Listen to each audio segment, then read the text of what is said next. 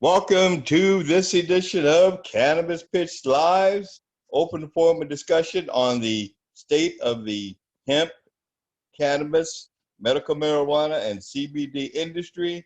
On that, I will turn it over to Jeff Walters. Jeffrey. Good morning, everyone.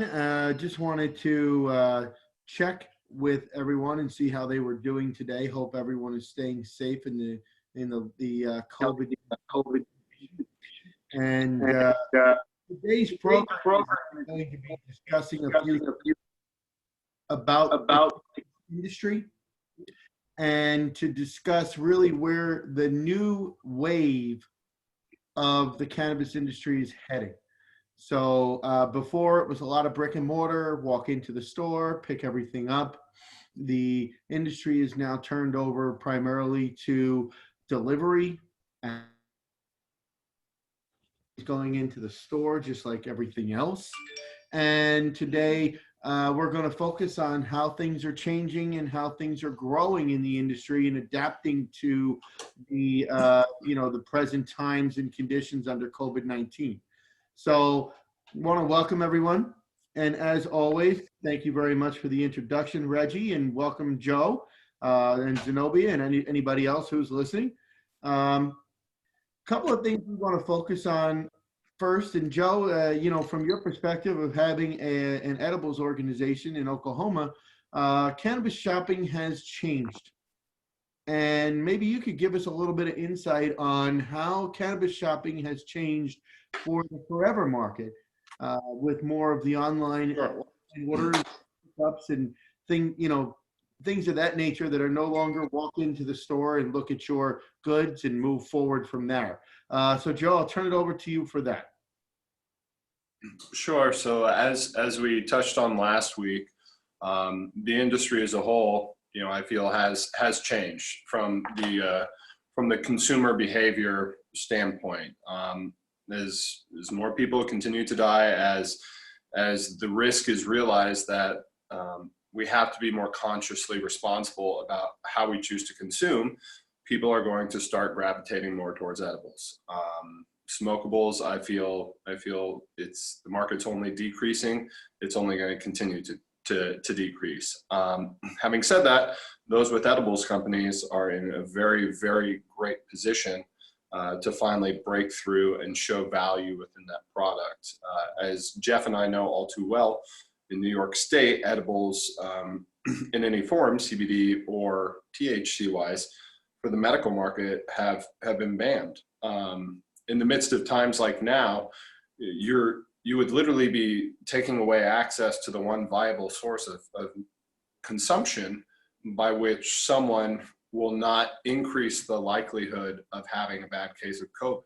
I think there's something to be said for that. Similarly, on that line, the actual purchasing behavior of the consumer has changed as well.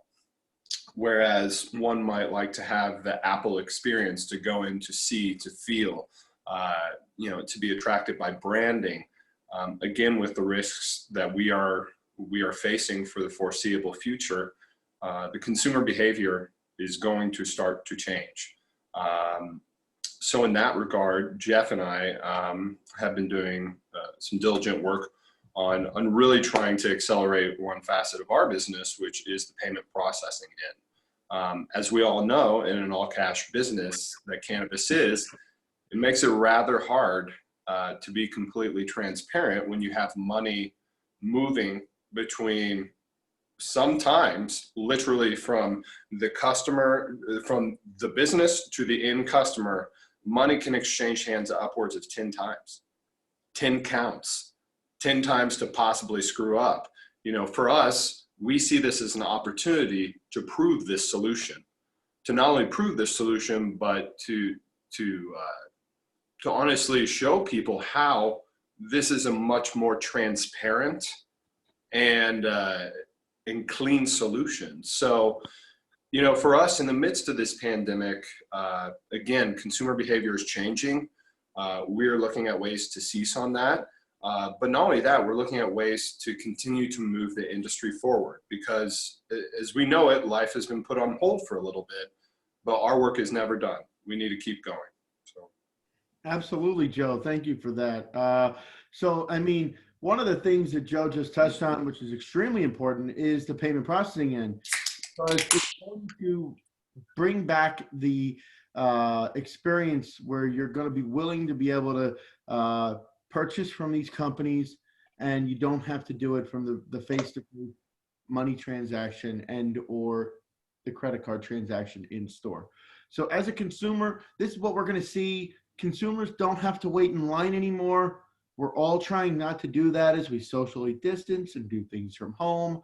Why not process your payments from home or the comfort of your front door rather than being at the delivery at the point of pickup? So what would happen is, what we're talking about here is we've actually instituted an opportunity for delivery people for the marijuana edibles or the marijuana dispensaries to be able to come to your front door, give you your product, and you give them your ATM card and take care of the transaction via the cashless ATM withdrawal.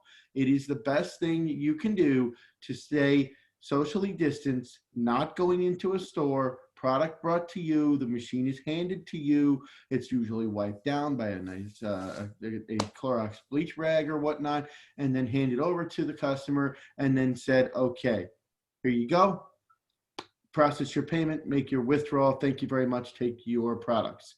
So having said that, that's really where things are going right now. And as we continue to grow in this society, we're going to be able to find that the diversity of both beverages and edibles, manufactured edibles and candies and other gummies and things like that are going to be the new thing on the market. So Joe, from your perspective, how has the pandemic changed people's mindset on what they're looking for? Are they looking for more of the edible products, the tincture products, the bombs, the bath bombs? I don't know. Tell us a little bit about what the market is seeing. Obviously, people are staying at home more, so they're paying attention to different needs. Maybe they have more time to enjoy a bath. Maybe they don't. You don't normally have that time. So, tell everybody a little bit about where the market is going from your perspective as a business owner. Sure. So in Oklahoma, we once the news hit, and again, I've had the luxury of being in New York in the center of it. On the very tail end, I got out just in time, but also on the Midwest of it. So I get to hear two different perspectives on a daily basis. This virus is traveling from the outward in. Obviously the Midwest is going to catch up eventually.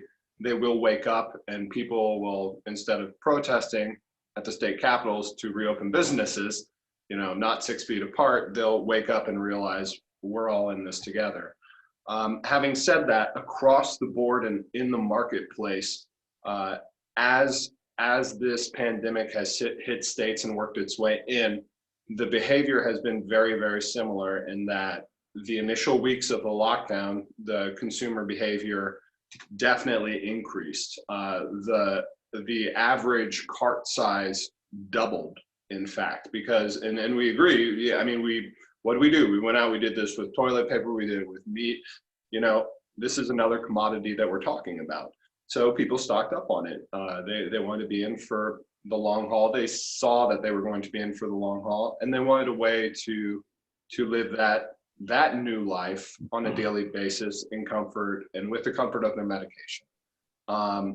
So where there was that increase initially, what we've seen now is that the consumer is going back to pretty much their normal buying behavior, in the sense that a once a week purchase is typical on Thursday, Friday, Saturday, the biggest time. So right now, what I foresee in the future, at least for the time being, is a steady marketplace. As more people become unemployed, as times start to get tougher, obviously, yes, people are going to have to make decisions. Do I choose my medication, or do I choose to feed my family? It's those hard choices that will make an impact on a lot in this country. In the marketplace in particular, I'll be honest, I don't know. I mean, if I could rub a crystal ball, I would say I would hope so, because again, I think all of us here believe that this medication, can help us in this pandemic, in this time. And so I hope that the consumer will continue to see the benefit of the medicine, especially in the midst of what we're going through. As far as the anxiety, as far as the actual mental illnesses that we will see develop on account of people, humanity dealing with this, we don't know the outcome of that. What I do know is that the medicine that we push as a company, that we believe in, we will be there ready to help our patients get through this, because we will. So I view this for the business owner as a real opportunity, again, to educate. At the foundation, what can this medicine do? Why does it do it? Again, there's a lot. One thing that I think we can really focus on right now is, with what's going on, you have the scientific community, and then you have the government. Okay, at the end of 2 days, okay, some of those intersect. But now for me is a time when I believe in science more than ever. And I think that the cannabis industry can learn from that. We can use this time to start fast tracking medical studies to, I know our laboratories, some of them have, gone vacant, but this sector largely has been privately funded for a long time. Let's put that funding into actually starting research with viable candidates who have to have the qualifications of staying at home, living the same like normal daily life that they're used to. And right now, I couldn't see it as a better time to advance, our knowledge within hard scientific data that then can in turn influence and reinforce that customer's indecision. So to answer your question, Jeff, I went off on a tangent there. I don't know where the consumer is going, but I would hope that in this time, we can at least guide them in the right direction. Well, let's talk about value brands for a moment. Have you seen a lot of people coming to you and asking to do the white labeling and maybe getting a value brand on the market so that they would have their own name, and maybe where you've already got a registered name, that somebody that wants to get into the CBD or the THC space, and they're coming to you saying, hey, as a manufacturer, can you push my name and my product? Because when I was reading an article on Ad Weekly, one of the things that they spoke about really was the cannabis value brands and how they're taking the stage and setting up for the next step. Have you seen an increase in those, Joe? So with regards to our edibles business in Oklahoma personally, that has been a focus of ours. So, but we have been able to get in contact with a company in New York, funny enough. So again, this is a hemp-based CBD company that sells nationally and internationally. And they're looking to develop a gummy with terpenes. Okay, terpenes are very flavorful parts of the plant that activates and has a ton of properties that only accelerate the benefits of CBD as well as THC. Okay, so you can add those back in once you have an end product, but sometimes the taste and flavor profile can be very, very funky, like very piney, very lemony. But again, the medical benefits are pretty amazing. I mean, these gummies within 15 minutes, I feel this state of zen that's like, well, this stuff works. So this is all to say, yes, we have had a couple companies come to us, and I think that's a really great point, Jeff. Right now we can be using this as a time to prepare for what's coming ahead. So, we feel very fortunate that we were sought out, and we had the luxury of playing with terpenes about a year ago with one of our other white label customers. So we had that process down. We were able to nail down a formulation within a week's time and now we're basically going back and just finalizing and fixing and tweaking accordingly. So That's really cool. I'm glad to see that many people are starting to turn to the manufacturers to put private labels on the street. It's exciting to see more and more labels. It looks like the market is growing, and cannabis is becoming a driving force. And the good thing that I want to kind of go over here and kind of talk about is, as a cannabis company, it is not a bad thing anymore for you to want to sponsor events, get out there, put your name out there. It doesn't have to be hidden in the backdrop anymore. So, you know, as you're thinking about your business, if you're a cannabis owner, please, you know, start to go to trade shows, events, maybe things that don't necessarily have to do with the cannabis industry, much the way Cannabis Pitch Live allows and brings in and welcomes those that are real estate agents, that are lighting companies, electric companies, solar companies, many of those different people that come to our events when we have them after the pandemic. We will be getting back to it. We look forward to hosting each and every one of you at New York City's venue. It will be either right outside the city and accessible by the train, or it will be downtown Manhattan. If you you know, keep your eyes and ears out on Eventbrite, and we will constantly update everyone when the pandemic loosens and we're able to get back to hosting an event. We want to show that we are not afraid of COVID-19. We're going to have our next event right in the heart of New York area, or the suburbs right thereof, as soon as possible. But, you know, to that point, look, cannabis companies and normal companies that are not cannabis related need to find a synergy, and we need to be able to start marketing together. We need to start growing our brands, because that is a very, very important thing. And everybody needs to realize the cannabis industry is a huge industry with billions of dollars in it. And if you're a company that does web design, web development, you might be a SEO platform company. All of you out there need to think cannabis industry, cannabis industry, cannabis industry. They've got a lot of money, they have a lot of cash, and they're willing to spend it because they're making a fortune every day. So having said that, they're doing great for the community. They're doing great for you, and they're able to help your business in a time that a lot of people are being shorted of money due to the pandemic and the global crisis that we're under. But that is where things are with that.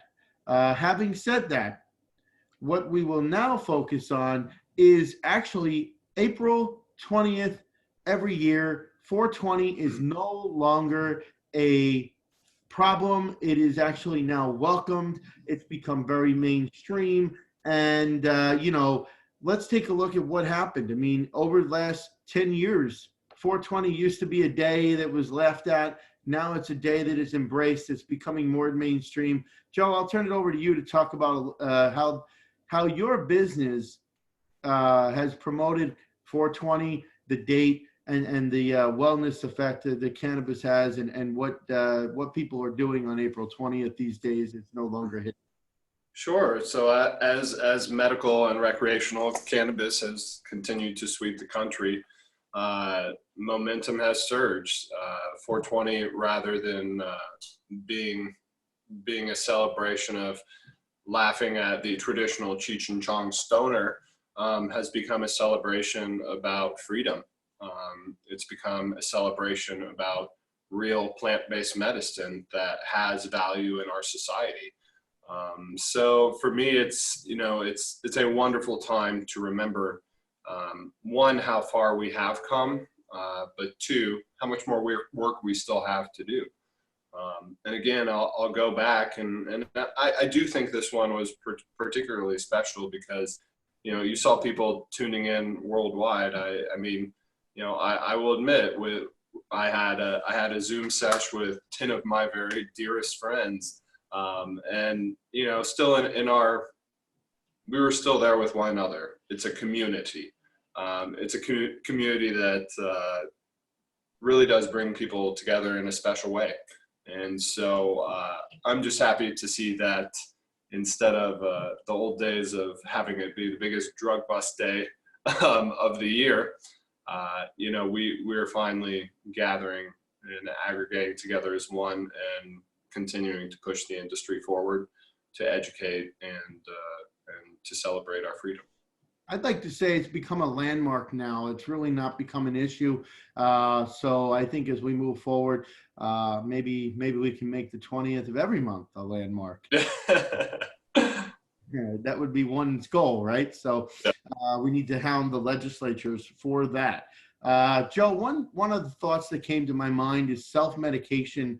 And maybe you could talk about real quickly how important it is to go to a doctor that is going to give you a prescription to do this medicinally rather than thinking you know better and just to consume for the medical purposes. Because we talk a lot about microdosing, you and I, and how important it is. And I'm sure, the doctors are feeling the same way. And I kind of think that might be a good topic to address on why the medical side is much more important than trying to medicate yourself and just go get high every day. Absolutely. So people go to cannabis for a multitude of reasons. Whether that be a recreational habit, whether that be a true medical need. At the end of the day, much like alcohol, much like any other substance, if you do your job, if you do it well, who am I to tell you what to do? Furthermore, speaking specifically to the medical community, to answer your question, Jeff, I do think it's important for anyone consuming cannabis to do so legally. Where there are states that still don't have a recreational or medical market for that matter, it's made some people's lives difficult. God rest her soul, but little Charlotte, who more or less put CBD on the map back in 2012, she and her family had to uproot from Florida at the time to move to Colorado to have access to medical cannabis. I think that, obviously is extreme. I don't think anyone should have to choose between, a life and a medical decision in that matter. But first and foremost, I would encourage you to get a doctor's prescription, to have your card, to legally be covered in whatever state you may be consuming it. And if that happens to be a recreational state, guess what? You don't need a card, even if you're on vacation. So the question of, do I need a doctor's prescription? For any new consumer, absolutely. I think there's a different experience in going in, and as an industry, I think this is one thing that we can do for ourselves, is having a more formal experience. At the end of the day, a recreational smoker is going to go into a dispensary. They're more or less going to know what they want and what experience they want to have. They aren't exactly going to be educated. Whereas the newer consumer that, maybe had been on a traditional pharmaceutical route has chosen to explore a different plant-based natural route.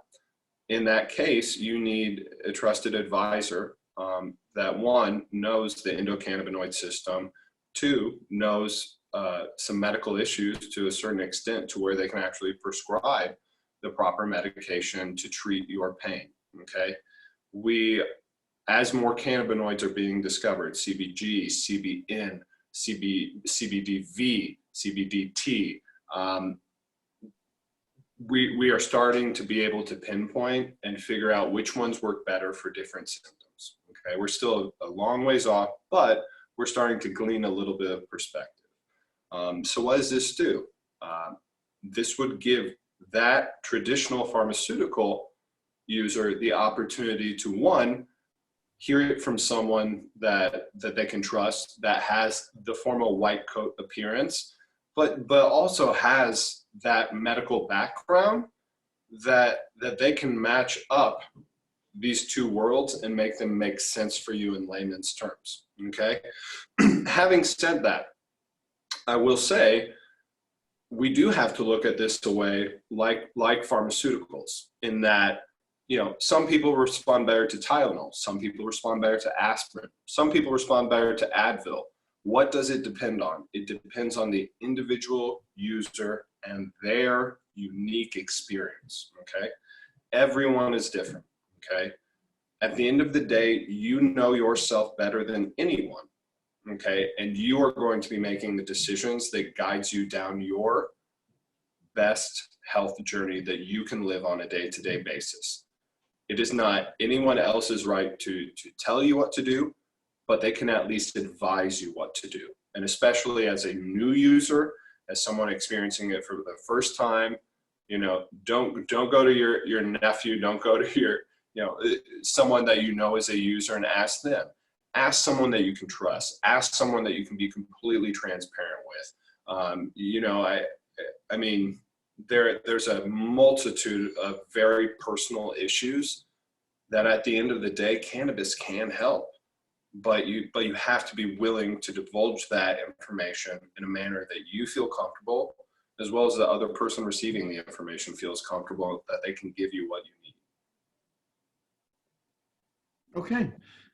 Joe, I think that is about all that I have. Maybe I'll turn it over to you if you would like to throw in any questions, or Reggie. That's pretty much my clip for today. Sure, everyone. I mean, Reggie, I was going to ask, so the LA market, I know that you guys are fast tracked as far as the delivery need is concerned. I know that, you know, there's tons of companies out there that are doing it, that are thriving, that are doing very well. Do you feel that this is a time for those business models to start hopping legal state to legal state and getting investors together to get their already functioning platforms working in these other states that don't have the infrastructure for that yet? Oh, it's a tremendous opportunity to look at the California market and the California model in terms of the business opportunities for people to make those investments and to look at the ecosystem. Because we're not just talking about, and most people think about just the dispensary.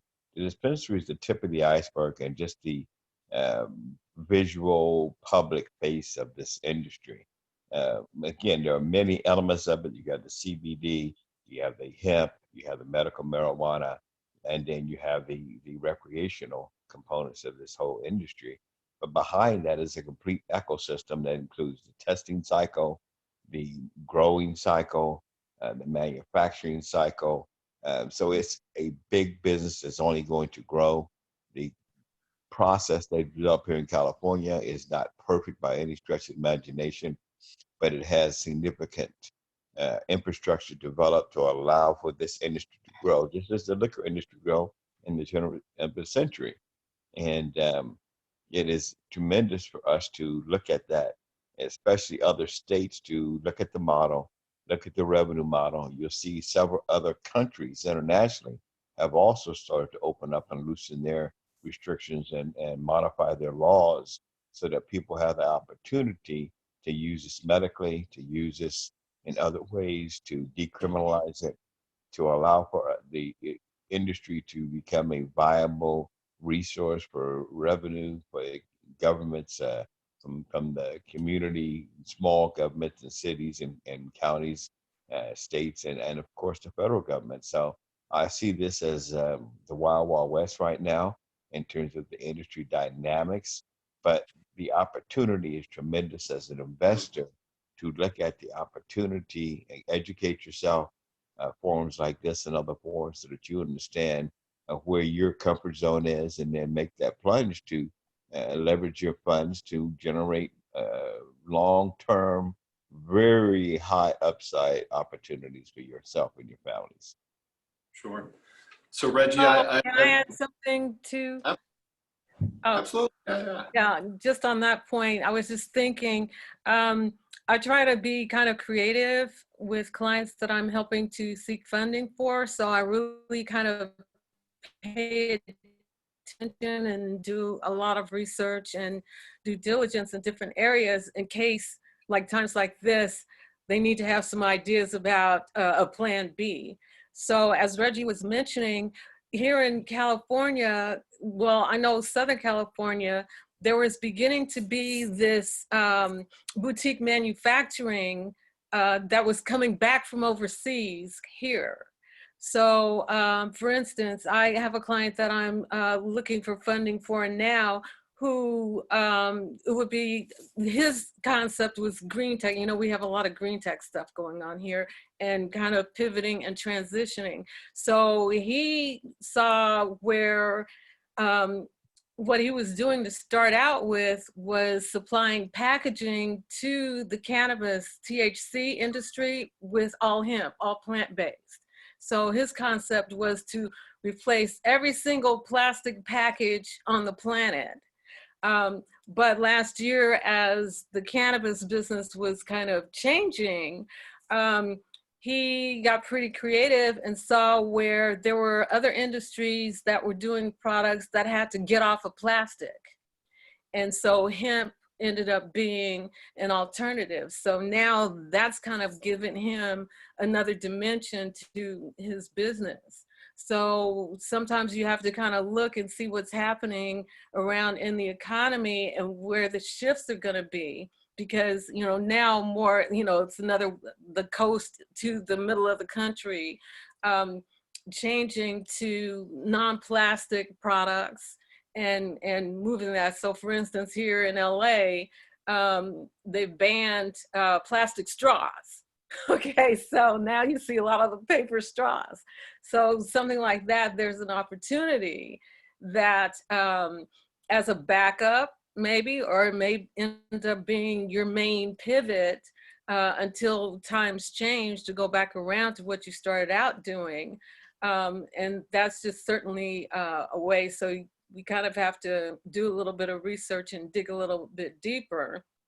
And of course, the whole medical cannabis part, a lot of that is really, I think like Jeff mentioned, getting out there and doing the education piece, because there's still a little stigmatism about it, which is really interesting, because my daughter actually bought me some while she bought her edibles.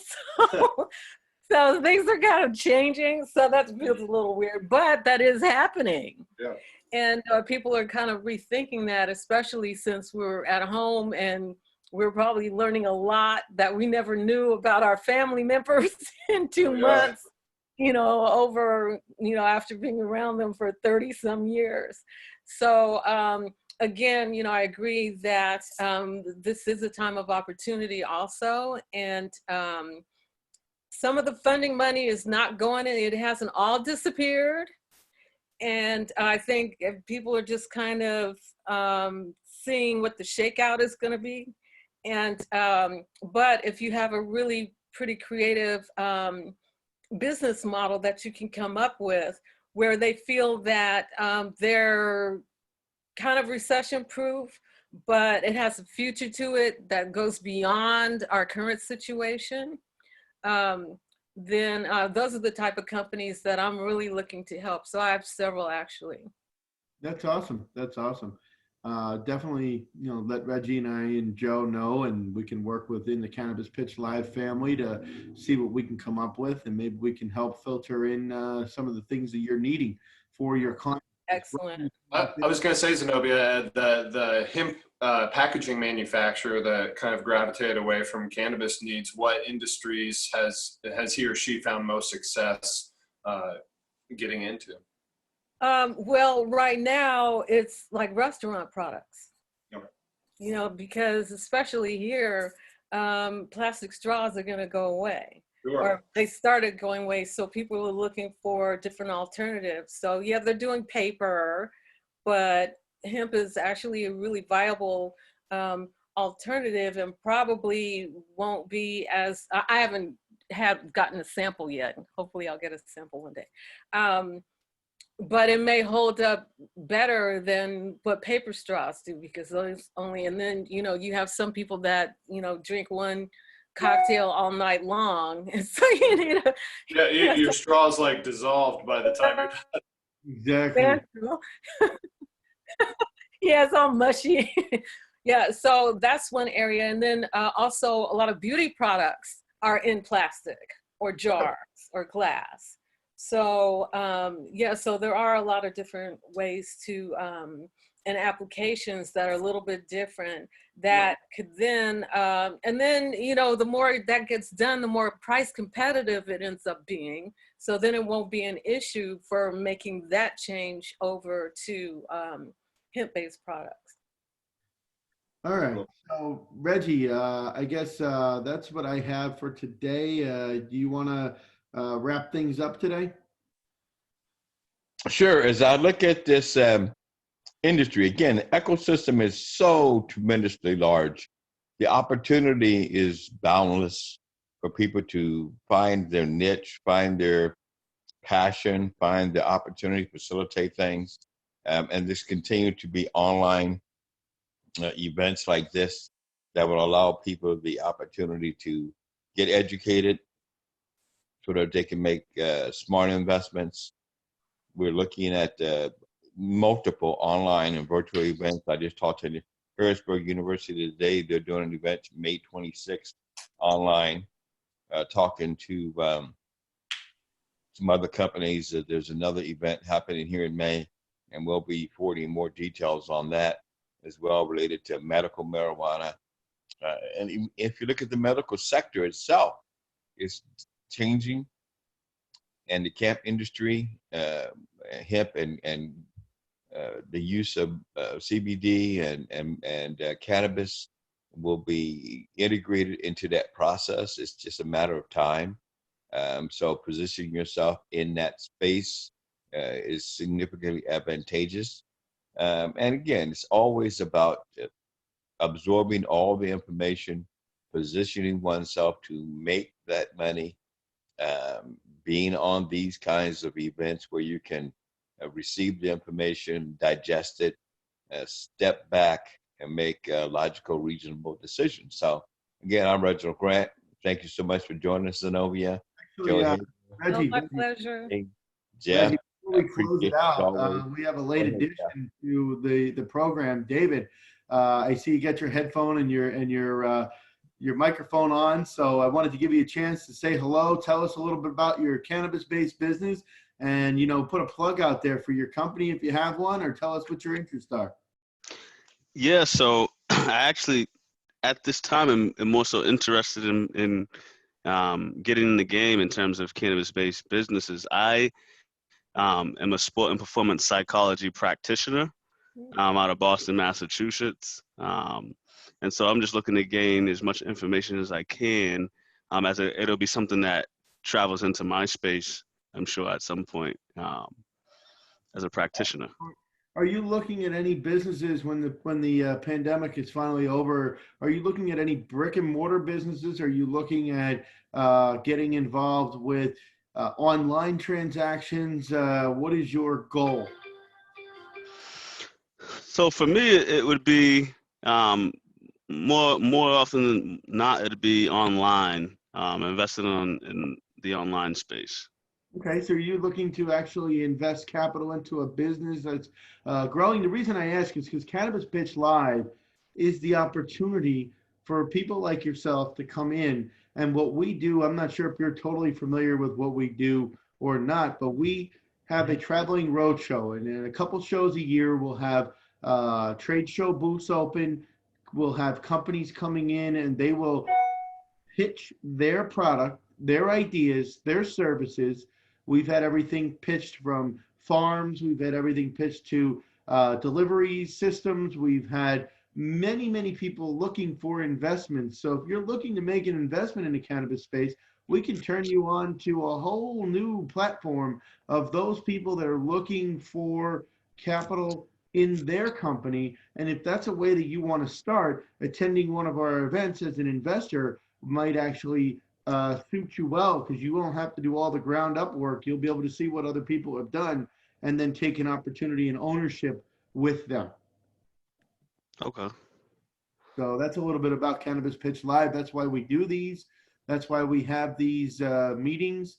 We do these in order to keep people in the cannabis space active, to help you guys grow your business, to help you find what you're looking for, to talk about the status of the industry. And Reggie, when's the next one? Well, we'll be online again next Thursday, same bat time, same bat station. I'm giving my age here, tell how old I am. I see Leon McQuay, father of former Kansas City Chief McQuay, is online with us. Leon, how you doing today down there in Florida? I think he actually signed off already. He was on for a while, and Leon signed off. Okay. All right, guys. Well, thank you, everybody, for participating. The whole event is online, and you can access that. You can see most of our information at cannabispitchlive.com. Athletes in cannabis as well. So appreciate you guys. Have an exceptional day. Stay safe.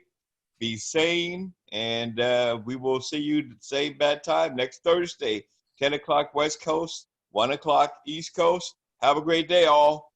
Thank Have a you. great Take day. care. Bye. Bye-bye. Thanks, Zenobia. Thank you. Thanks, David. Yes, sir.